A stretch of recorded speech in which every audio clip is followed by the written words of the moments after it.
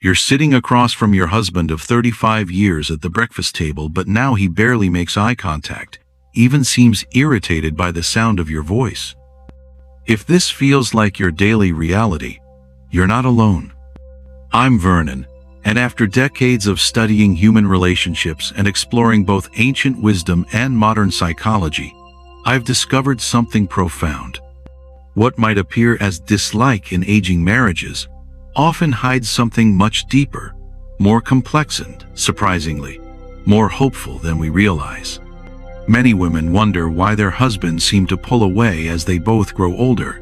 The truth is, what appears to be irritation or disconnection is often linked to 5 deeper truths about aging marriages. When these truths are understood, they can actually serve to deepen intimacy rather than erode it. Today, I'm going to share these 5 truths with you, insights that have been passed down by wise elders, and more importantly, tested in the real lives of couples. Stay with me, because the 4th truth I'll reveal might change everything you thought you knew about your marriage. It's time to understand why what feels like the end might actually be the beginning of your most authentic chapter yet. Make sure to hit the subscribe button and turn on notifications so you don't miss any valuable tips on navigating relationships in your golden years. Now, let's dive into the first truth behind why husbands may seem distant after 60, and how understanding this can bring new life to your marriage. Truth number 1. Accumulate discomfort. I'll tell you about Margaret and Robert, neighbors of mine who've been married 38 years. Margaret once confided in me that Robert seemed to find fault with everything she did: how she loaded the dishwasher, how she drove, even how she breathed at night. What Margaret didn't realize was that Robert wasn't seeing her anymore. He was seeing a mirror, reflecting decades of accumulated small disappointments, unspoken grievances, and unfulfilled expectations. In marriage, we've spent decades doing exactly the opposite, cataloging every slight, every disappointment, every moment our partner fell short of our expectations. Here's what research from the University of Washington reveals. Couples who stay together past 60 carry an average of 15 to 20 unresolved conflicts that have simply been buried under the routine of daily life. After retirement, when we're together more than ever, these buried resentments surface like archaeological artifacts. In many marriages after 60, what feels like irritation from your husband is often rooted in his own accumulated disappointments, both personal and relational. These disappointments may have been building up over years or even decades, many of which might have little to do with you directly. It could be frustrations about unmet personal goals, regrets from earlier in life, or even unresolved emotional baggage from the past. Recognizing this is key to transformation. Understand that his irritation isn't always about you, but a reflection of his internal struggles.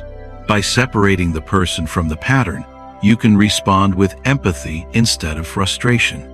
Instead of reacting to his irritability, listen for underlying fears or frustrations and encourage open, honest conversations to help him release pent-up emotions.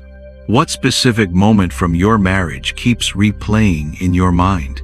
Think about that as we move forward, because understanding this first truth sets the foundation for everything else we'll discover. Truth number 2. The phantom of lost dreams. Now, building on what we just discovered about accumulated resentment, there's something even deeper at work, something I call the phantom of lost dreams. After 60, many men face what psychologists call the unlived life syndrome. They look at their wives and see not a partner who shared their journey, but a witness to their compromises. A study from the MacArthur Foundation study on successful aging shows that men who experience the most marital dissatisfaction after 60 are those who feel their spouse somehow prevented them from pursuing their authentic self. My friend Harold, a retired engineer, once told me something that broke my heart. He said when he looks at his wife Eleanor, he sees the dream life he didn't live. Harold had always dreamed of traveling the world, of writing a novel, of learning to paint. But life happened. Mortgages, children, responsibilities. And somehow, in his mind, Eleanor had become the symbol of all those unchosen paths. This is particularly acute for men who've defined themselves through work and achievement. When retirement strips away those external markers of success, they're left face to face with the gap between who they dreamed of becoming and who they actually became. However, your husband's apparent dislike often isn't about you at all. It's about his relationship with his own unrealized potential. You've become the screen onto which he projects his regrets. The solution isn't to defend yourself against his projections, but to help him reconnect with his lost dreams. Ask him, what's one thing he's always wanted to do that both could explore together now? This simple question can open a conversation about his unmet desires and help you both rediscover a sense of purpose and excitement in your relationship. Understanding the deeper layers behind our partner's frustrations can truly transform a relationship. Go ahead and give this video a like. Your support means a lot to me. This connects directly to what we'll discover about emotional needs evolving over time. Because sometimes what looks like dislike is actually a desperate cry for permission to become who he always was inside. Truth number 3. The evolution of emotional needs. We'll reflect on what we've uncovered so far, how accumulated resentment and how lost dreams cast shadows over the present. But there's a third layer that ties these together: the fundamental evolution of what we need emotionally as we age. The man you married at 25 needed to feel capable, strong, and in control. The man sitting across from you at 65 needs to feel valued, understood, and emotionally safe. But here's the challenge. You're still relating to him as if he were that 25-year-old man. I remember sitting with my brother Thomas after his wife passed away. He told me for the last 10 years of his marriage, he felt like Catherine was managing him like a child. Every suggestion felt like criticism. Every offer to help felt like proof of his inadequacy. The Greek philosopher Aristotle spoke about the golden mean, the virtuous balance between extremes. In aging marriages, we often swing between two extremes, treating our spouse like they're still young and independent, or treating them like they're helpless and declining. Modern gerontological research reveals something fascinating. Men over 60 show increased needs for emotional validation and decreased tolerance for perceived criticism. Their brain chemistry is literally changing. Testosterone levels drop while cortisol, stress hormone sensitivity increases. What this means practically is that behaviors that once seemed caring, like reminding him to take his medication or suggesting he drive more carefully, now feel to him like evidence that you see him as diminished, incompetent, or failing. He's not rejecting you. He's rejecting the role of the person who needs to be managed. The wisdom here is subtle but transformative. Instead of offering solutions, offer curiosity. Instead of saying, "You should try," say, "I'm curious about your thoughts on." This small shift honors his evolving need to feel respected and consulted, rather than managed and directed. How might this insight change the way you approach your next conversation with your husband? Share your thoughts in the comments, or simply leave change to help us spread the message that could transform the tension in your once happy marriage. Next, we will explore the most paradoxical truth of all, as I mentioned at first. Truth number 4. The paradox of intimacy and independence. The Roman philosopher Seneca wrote, "Every new beginning comes from some other beginning's end." This truth has the power to transform everything you thought you knew about your marriage after 60.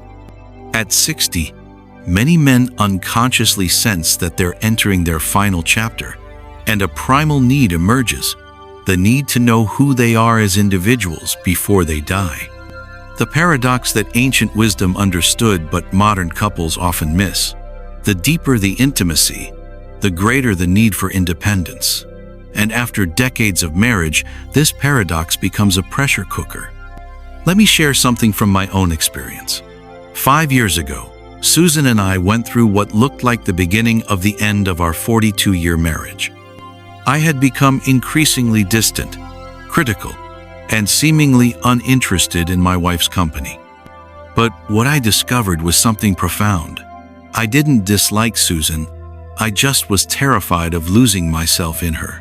After retirement, we were together 24 hours a day. Every hobby, every routine, every decision has become shared, and I felt like I was disappearing. This isn't about not loving you. It's about loving themselves enough to remain a whole person within the relationship.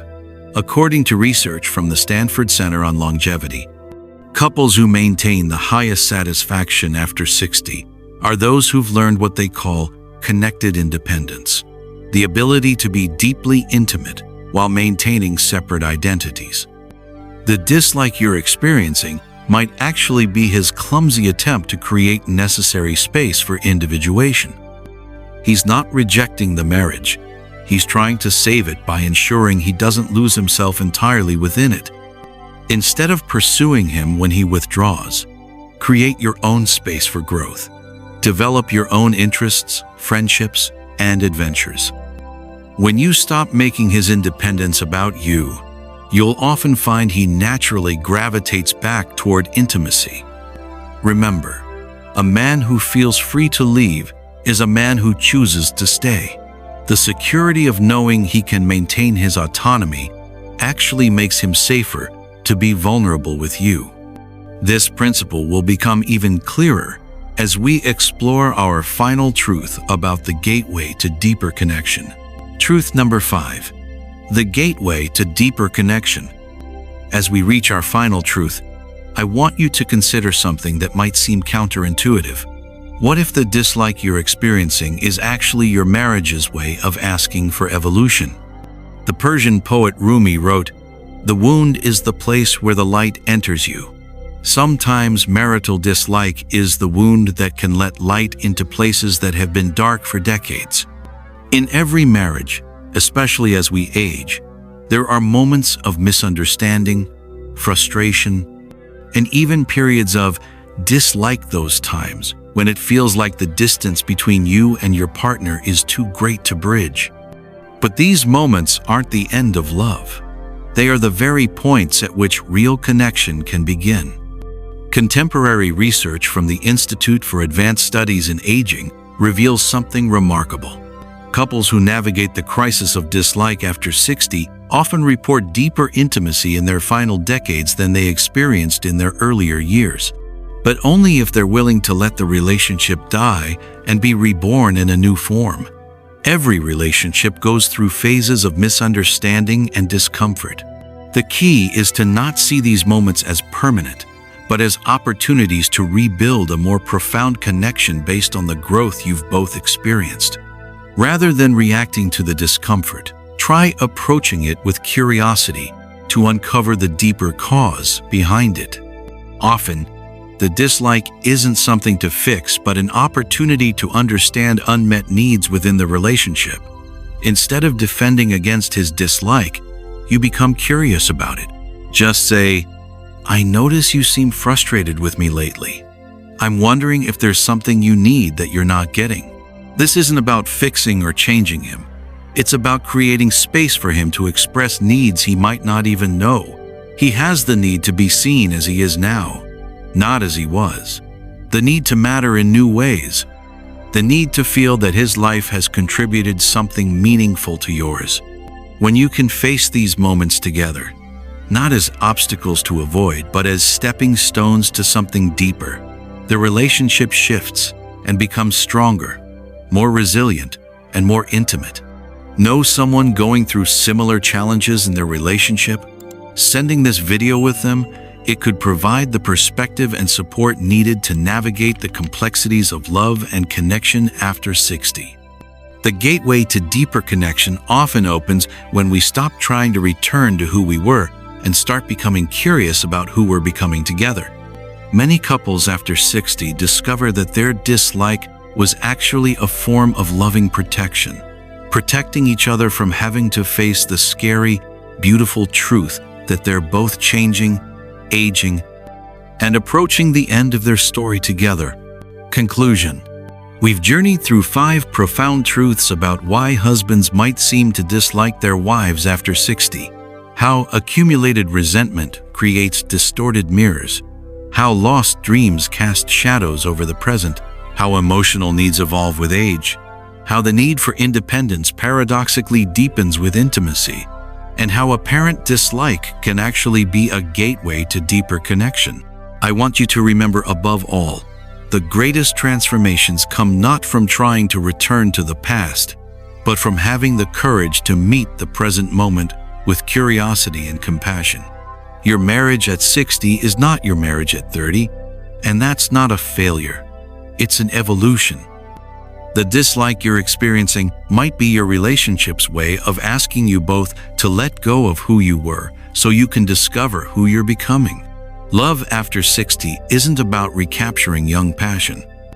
It's about developing the wisdom to love each other as you actually are, not as you used to be or as you wish you could be. This is my invitation to you. Choose one conversation this week. Not a conversation about fixing the dislike, but a conversation about growing through it. Ask your husband about one thing he'd like you to understand about who he's becoming, and then listen. Really listen. Not to fix or change or defend, but to witness the courage it takes for both of you to age together. If this resonated with you, I'd love to hear about your experience in the comment. What truth spoke to you most deeply? Anyone who might benefit from this wisdom, please share this with them. And don't forget to subscribe my channel. Sometimes the most profound gift we can give is the reminder that we're not alone in our struggles. Thank you, and see you again in the next video of this playlist, Life Lessons After 60.